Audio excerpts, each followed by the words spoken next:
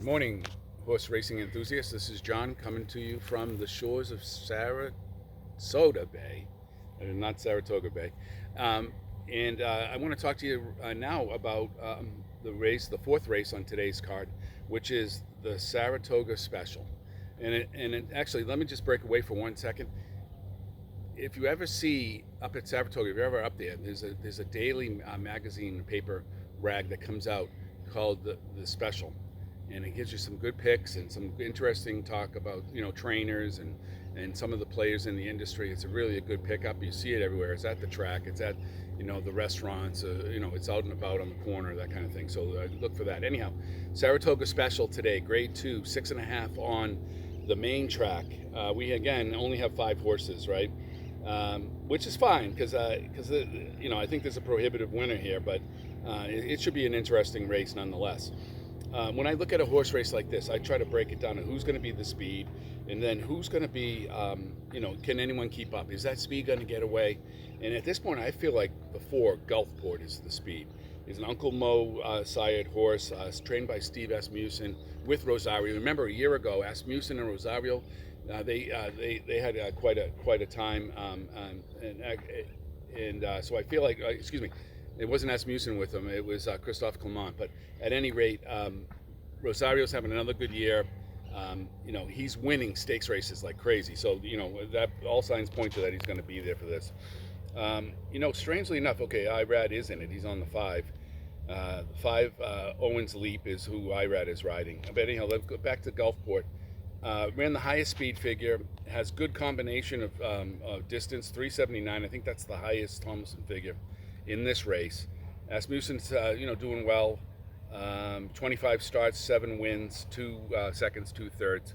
So I like the 4 here, but I see him going out, and I see, I should put a caveat. These are still 2-year-olds, so we don't know. We don't know if horses wakes up has a bad day. I woke up had a great day. If this history is such, there's not a good history here to really prove anything out. I think I would look at the second place horse.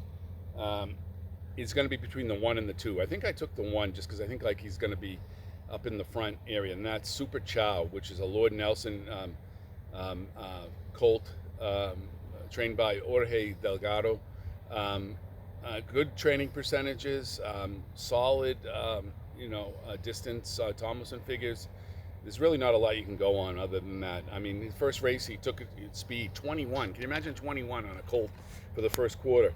21, 45, and 58. I mean, those are just great numbers.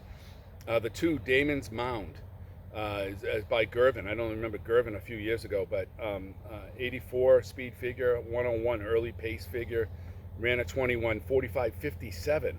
Can you imagine? 57. So one of those 2 horses is going to have to learn how to rate, right? One will probably go up against Gulfport and then probably lose, and the other one's going to rate and potentially have a chance to come back.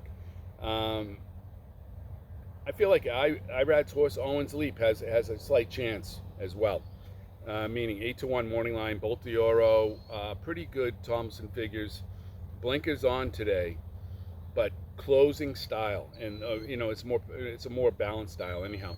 So if they engage in a 3-way up front speed duel, you might see the 5 come closing. I'm going to bet against that necessarily, and I'm going to go with the 4 to win. With the 4, I'm going to like the 1 and the 2 with the 5. So if you're doing a superfecta or a trifecta or even an exacta, you can put 4 horses in it. It costs you $12 for a 50-cent, and or $12 for a $1 exacta, and that should be a pretty good bet. So anyhow, again, 4th race, the 4 on top with the 1, 2, 5. Thank you, horse fans.